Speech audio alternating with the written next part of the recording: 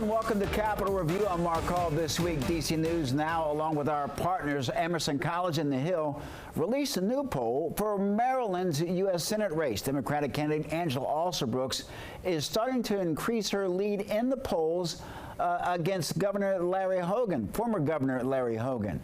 Now, the numbers show that Alsobrooks is in the lead with 54%, while support for Hogan dropped to 40%. It also shows 6% of voters remain undecided. And when asked which way they lean, undecided voters sway in favor of Alsobrooks 57 to 43.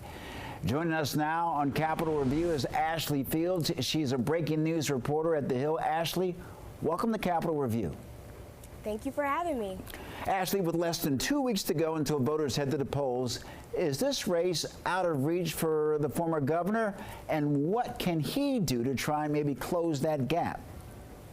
Well, as you mentioned earlier, the former governor has tons of support throughout the state of Maryland from his 2 terms as the state's leader. And so he's looking to bring that affinity for himself back as he enters the poll another time this November. And so I don't think it's out of his range. In the past, he's come back from sizable differences. And so what he's doing now is trying to harp down on issues like gun safety and other issues with the economy with voters as he continues to push forward in this race.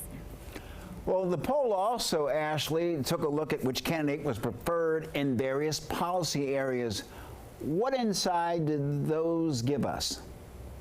Right. So the Washington Post UMD poll shows that Alsobrooks is leading in terms of health care and abortion rights, while Hogan is leading on issues with taxes and the economy. And so as we look into these issues, we're seeing which issues are important to voters and what areas they're willing to lean towards in favorability for candidates. Well, Ashley, according to the Gonzalez poll, Hogan left office as governor with an approval rating of 77%, making him one of the most popular governors in the country. Why hasn't that popularity translated to this race? Right. Well, the Washington Post UMD poll shows that 39% of people believe that Hogan would usher in Republican policies if elected to the Senate, which is a crucial race in determining who will have the majority. And so many people fear that he might strike rights like abortion and health care, which people saw as a top issue and ranked Alsobrooks as favorable on. How does Alsobrooks keep this lead, and what do you expect both campaigns to do down the stretch run? Well, Alsobrooks is pulling in support from various areas and national leaders looking to build on her reputation as Prince George's County executive. We've seen former President Barack Obama endorse her, the Washington Post endorse her, and she's closely aligned herself with Vice President Harris. And so she's going to continue bringing people out who speak in favor of her leadership, while Hogan is going to continue to harp down on his past reputation with state voters by showing them that he's the leader they want. And so as he continues to push out ads about crime and safety, an issue that he's already ranked more favorable on, issues with the economy and issues with taxes, he's just going to really pull in how certain he is that he's not going to favor Republican policies if elected to the Senate.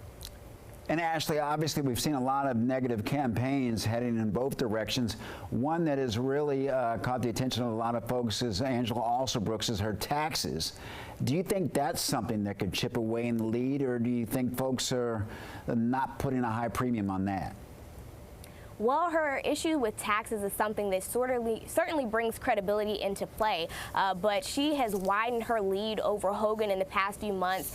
She was at a 9 percentage point lead in March, and now she's at a 12 percentage point lead, and so that's something that many people are looking to see her continue. Ashley Fields, thank you so very much for joining us.